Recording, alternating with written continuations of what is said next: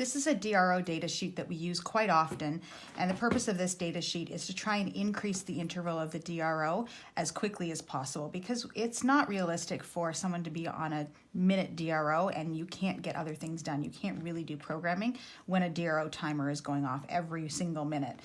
Very difficult. So what we would do with this first, obviously, is we'd baseline and see how long our learner can stay without engaging in problem behavior for X amount of time.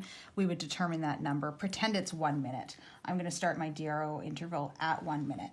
My learner's name is B. Okay, so what I'm going to do is I'm going to record whether or not B was silly during the interval. So I'm going to set my timer for 1 minute.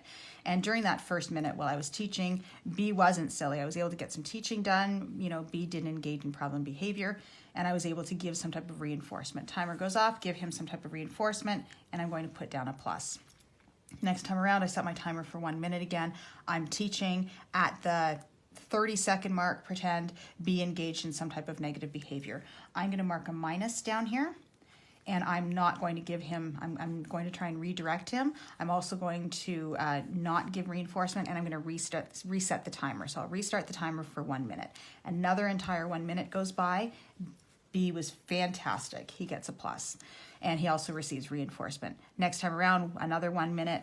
He gets another plus. That's fabulous. Look at this. He's got 2 pluses in a row, which is mastery criteria. Sometimes you may want to make your mastery criteria 3 or 4 pluses in a row. It really depends on the learner. We've made it 2 for argument's sake.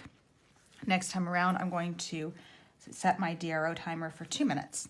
2 minutes comes around, and B does a fabulous job. He's, hasn't engaged in any negative behavior for the entire 2-minute interval. Reset the timer again for another 2 minutes. He receives reinforcement. It's fabulous. He again has engaged in the mastery criteria, which is 2 pluses. I'm going to increase the time interval to 3 minutes. At about 1.5 minutes, B engages in some type of negative behavior. I'm going to mark minus on the data sheet. I'm going to redirect his negative behavior, and I'm going to reset the timer. Again, about 2 minutes goes by and he just can't do it. So he's engaging in negative behavior again. I'm resetting the timer, not giving him reinforcement, as well as marking a minus on the data sheet. Next time around, he actually does a fabulous job for 3 minutes. It was fantastic. I gave him reinforcement, and I put a plus on the data sheet.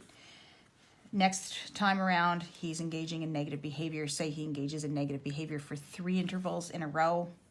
Those 3 intervals in a row meets a criteria to decrease interval by 1 minute. So I'm going to go back to 2 minutes and try and get mastery criteria at 2 minutes again.